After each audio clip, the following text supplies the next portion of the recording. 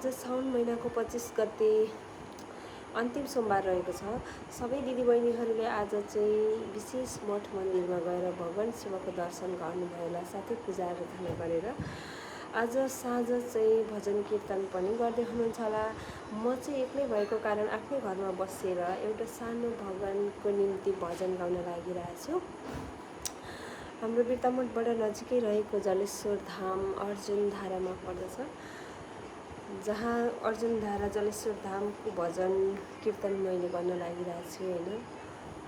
सबैजनाले सुनेर अन्तिममा प्रतिक्रियाहरू नै दिन नछुटाउनु होला। साथमा लाइक कमेन्ट सेयर गरेर माया गरिदिनु होला भन्न चाहन्छु।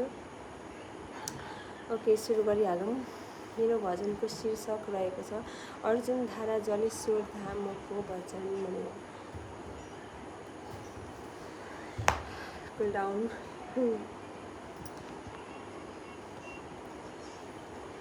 जलेश्वर धाम रमाइलो ठाउँमा भक्तको सङ्गमा, जलेश्वर धाम रमाइलो ठाउँमा भक्तको सङ्गमा, नश्वर चोला सार्थक होला भजेर सतगमा,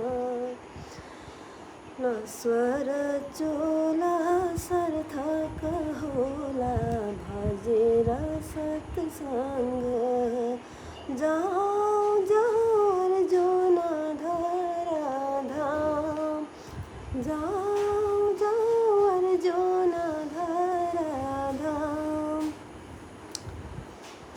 अर्जुनजीले बाँडेर हानी निकाले जलधारा, ते जलधारा सिंचन गरी जन्म हो साकार, ते जलधारा सिंचन गरी जन्म हो साकार, जाऊ जाऊ अर्जुन धारा धाम, जाऊ जाऊ अर्जुन धारा धाम।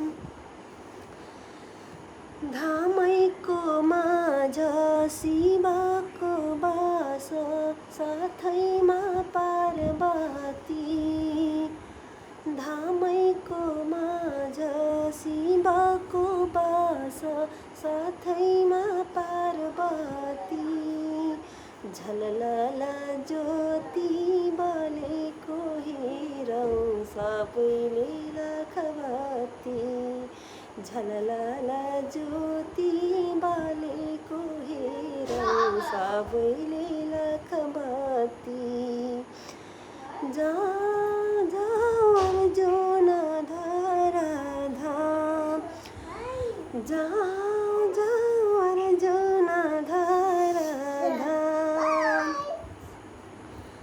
पूर्वका पशुपति जलेश्वर धाम स्वर्ग झैँ लाग्दछ, पूर्वका पशुपति जलेश्वर धाम स्वर्ग झैँ लाग्दछ, हट्दछ भ्रान्ति मन हुन्छ शान्ति सद्भक्ति जाग्दछ, हट्दछ भ्रान्ति मन हुन्छ शान्ति सद्भक्ति जाग्दछ, जाऊ जाऊ अर्जुन धारा धाम, जाऊ जाऊ जलेश्वर धाम जाऊ।